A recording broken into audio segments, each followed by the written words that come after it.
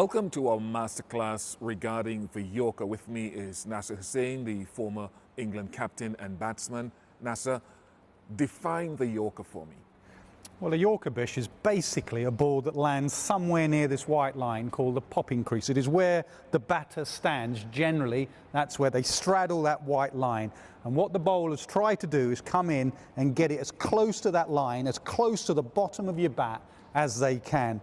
The reason they do that, because it's very difficult to get underneath it. It's mainly used in white ball cricket as a defensive tactic, but it's also used quite a bit in red ball cricket where maybe there's a bit of reverse swing going around. Go into the impact of not being able to get under the ball from a batting perspective and why that's so important for myself as a bowler. Well, batsmen, when batting in test match cricket, the length ball out there becomes a danger ball because it moves around. In white ball cricket, that ball actually, what we define as the slot, bounces up to the middle of the bat.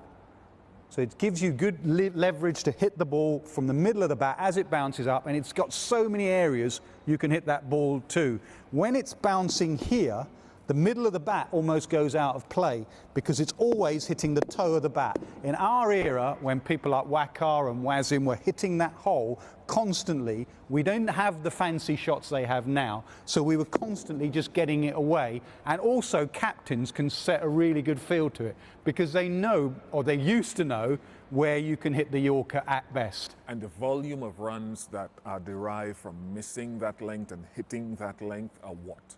Well, if you look at a Hawkeye example that we've got, and look at the difference between the slot, the strike rates, the slot, when you get your length, what you'd like in test match cricket, at 229, that strike rate. But if you get it absolutely spot on where the batter is standing, that strike rate drops to 92. That is a huge difference. That's the difference between winning a game and losing a game. So if you can get it right here, the batsman can't do much about it. If you get it wrong, you usually disappear out the park. Oh, yes. What a way to end a cricket match. Perfect Yorkers at searing pace. Bang, bang goes Bumrah. What about as a bowler, Byjus? How difficult is it to hit this line consistently, and when do you go for that delivery? That's a good question. We've got a couple of balls down here. I'll just use one of these. First of all, your grip, whether you, Nasser, as a bowler, want to try to execute the Yorker with a seamer positions. A lot of bowlers now are holding it cross seam to get better traction on it. And I think the first thing, we hear a number of bowlers like Lasith Malinga practicing bowling at a shoe which would have been placed where your feet would be straddling that line, or other bowlers would aim at the crease line. Some would aim, Nasser, at the base of a stump or halfway up the stump, but you must know and practice where you're releasing the ball to have some feel in order to know where do I release this. Very, very important. Would you drop your arm at all? You mentioned Malinga there. I played with Darren Gough, who was a brilliant Yorker bowler. Is that helpful, that sort of slightly more slingy action? It could be, because the margins for error for someone like a Lasith Malinga would be less. It'll be sort of a flat trajectory going down, whereas you've still got great guys who would deliver it from high and create a steeper angle.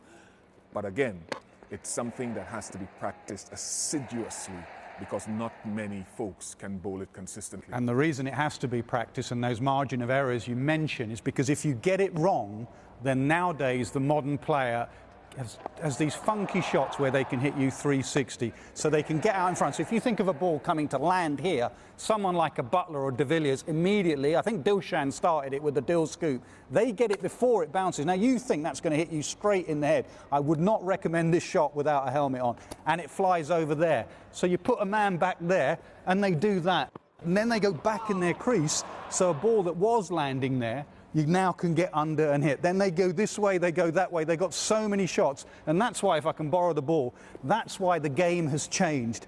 Right? In my day, sorry to talk about my day, but that used to be your Yorker box. With that margin of error you talked about, that was your mark. Whoa, stop. Okay. So nowadays, because of the change in regulations, anything down the leg side is a wide. So these deliveries come in. Right? Because now batsmen are going back in their crease, these deliveries are now length. And because batsmen are scooping like Buttler and de Villiers, these deliveries now come. So you remember that original box that was really wide? That box now, you have to hit that. Otherwise, Buttler, de Villiers, Kohli, Dhoni are smashing you all over the place. And if you go back to that original Hawkeye of strike rates, that's perfect. You get it wrong against Rishabh Pant or MS Dhoni or Virat Kohli, they will smash you out the ground. So it's an additional layer of difficulty. If he moves back, my Yorker's got to be fuller. If he's forward of the line, my Yorker's got to be slightly shorter. Let's have a look at some of the great examples of the Yorker and it just being on target in terms of line. A little bit full, but it gets through because of pace. Bang on target, you get your success. Batsmen will come down, so it's just a little bit shorter of that length. And as you said, Nasser Hussain, they try to scoop. A Yorker is gold if you can get it spot on. So, great example of the box getting smaller and bigger in modern day cricket. And the other thing that's changed in modern day cricket is they now use two of these, two white balls. So when we used to just use one, it used to reverse swing. So I mentioned Waqar and Wasim, that great final, was it 92 World Cup final? Wasim got it reverse swinging. That gives you just that bit of movement. And that ball at 90 mile an hour is swinging. It is so difficult to play these funky shots because by the time you go down, the ball has cramped you or moved away. With two white balls, it doesn't quite do as much at the end. So those examples you showed of Bumrah and everyone else, they are absolutely spot on. A world-class Yorker bowler will get into any white ball side just for nailing his Yorkers.